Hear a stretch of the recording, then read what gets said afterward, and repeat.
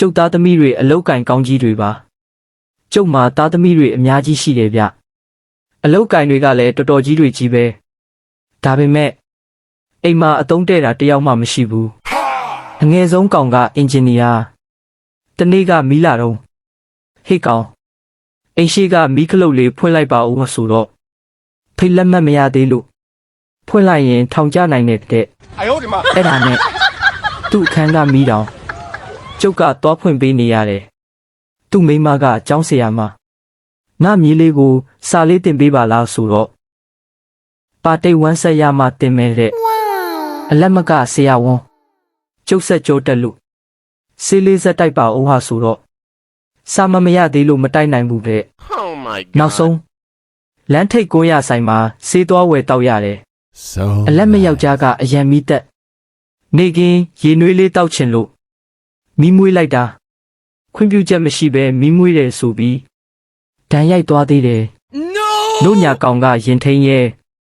အိမ်မှာလိုင်စင်မဲ့ဆိုင်ကတစ်စီးရှိတာ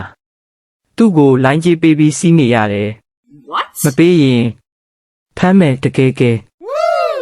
အလက်မအောက်ကကောင်ကရင်မောင်းတစ်ဖက်မျိုးကအဖိုးဖွားစီဒေတာထွက်လေးတွားပို့ခိုင်းတာနေကြောလိုင်စင်မရှိလို့မပို့နိုင်ဘူးခါတဲ့ဒုတိယသားကလာဝကဖျားဘူးသွားခြင်းလို့မှတ်ပုံတင်ပြောက်တာပြန်လုပ်ပေးပါဆိုတော့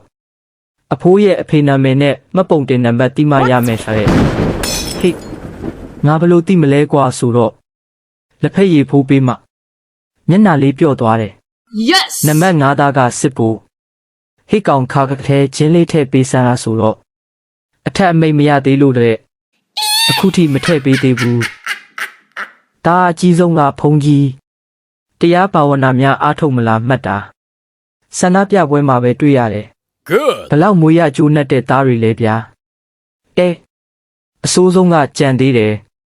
ကျုပ်မိန်းမကအမျိုးသမီးရေးရာဟိုနေ့ကထမင်းစားရင်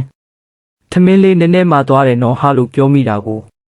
အမျိုးသမီးအခွင့်အရေးစော်ကားပါတယ်ဆိုပြီးရက်ွက်ယုံသွားတိုင်လို့ရှင်းလိုက်ရသေးတယ်အဲ့နေ့ကစပြီးထမင်းမှပဲစားတော့တယ်စကားမပြောရဲတော့ဘူးဗျာ